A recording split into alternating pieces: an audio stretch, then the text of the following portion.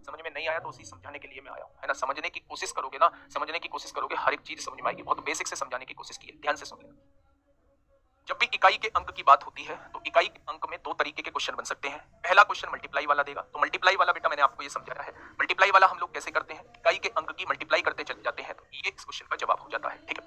दूसरा क्वेश्चन, अगर इकाई के अंक पे कहीं 5 मौजूद है और एक भी सम संख्या मौजूद है तो आंसर 0 आएगा, और इकाई के अंक पर 5 मौजूद है और एक भी सम संख्या नहीं है तो आंसर 5 आएगा। ये बात समझ में आ गई, ठीक है। क्वेश्चन कराऊंगा, अभी क्वेश्चन से बहुत अच्छे से चीजें समझ में आएंगी।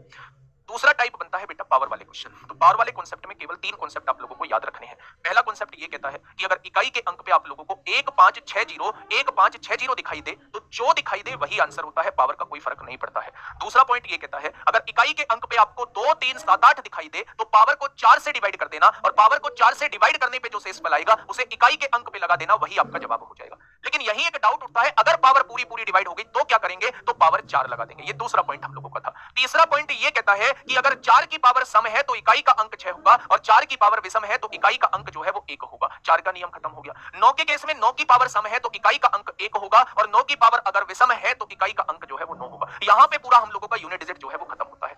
अब इसका ओवरऑल कंक्लूजन मैं क्या बता रहा हूं मेरे दोस्त, ध्यान से मेरी बात सुन लेना। जो फाइनल कंक्लूजन है, अगर यूनिट डिजिट की कहीं भी मुद्दा उठेगा, यूनिट डिजिट का कहीं भी क्वेश्चन उठेगा, तो बस एक चीज याद रख लेना कि आपको अगर पावर का क्वेश्चन दिया हुआ है तो आपको कोई नियम याद करने की जरूरत नहीं है। आप पावर को जस्ट 4 से डिवाइड कर देना। कोई भी संख्या लिखी हुई है उसकी पावर को जस्ट 4 से डिवाइड कर देना, और जो भी शेषफल निकल के आए उसे इकाई के अंक पे चढ़ा देना, वही आप लोगों का जवाब हो जाएगा। और अगर पूरी पूरी संख्या डिवाइड हो जाए तो पावर